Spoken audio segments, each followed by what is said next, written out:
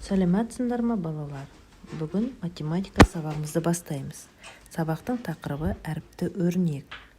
Бұл сабақта сендер әріпті өрнек пен санды өрнектің айырмашылығын білетін боласыңдар. Оларды оқып жаза алатын боласыңдар. Әріпті өрнекті құрастыруды үйренесіңдер.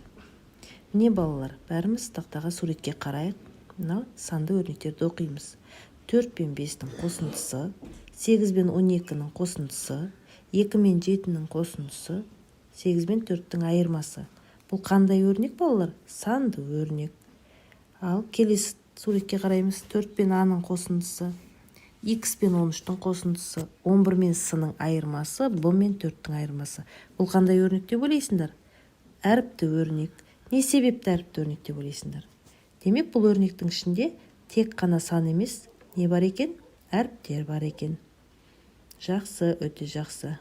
Әріпті өрнектер. Сандар мен амал таңбаларынан құрастырылған математикалық жазба әріпті өрнек деп аталады.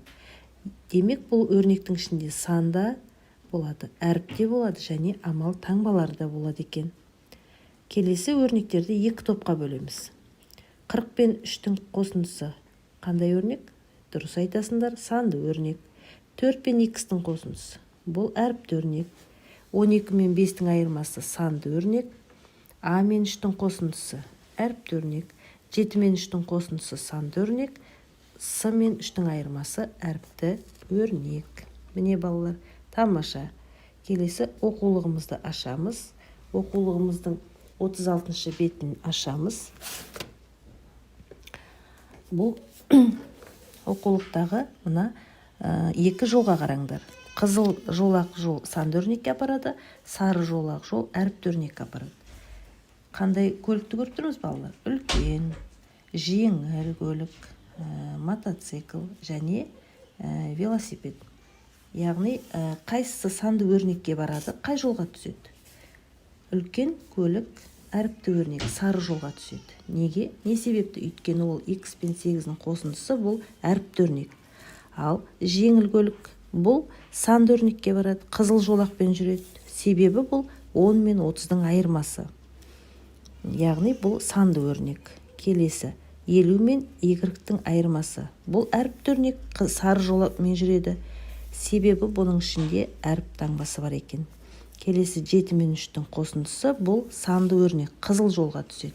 Себебі бұл санды өрнек. Дұрыс айтасыңдар. Келесі 37-ші беттегі әріпті өрнекті оқисыңдар. Оқып үйренесіңдер.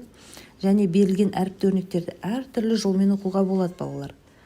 Мысалы 37-ші беттегі мына әріптерге қараңдар. 5 азайту X деп тұр. Ал енді осыны қалай оқуға болады? 5 минус X. Немесе 5 санынан X-ті азайтамыз. Немесе 5 пен X-тің айырмасы.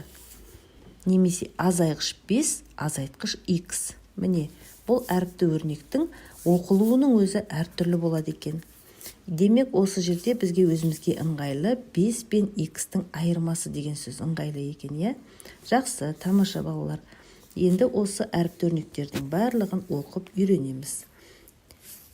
Келесі шығарып көр тапсырмамызды дәптерімізге орындаймыз. Тамаша балалар, бүгін қандай тақырыпты өттік? Әріпті өрнектерді өттік.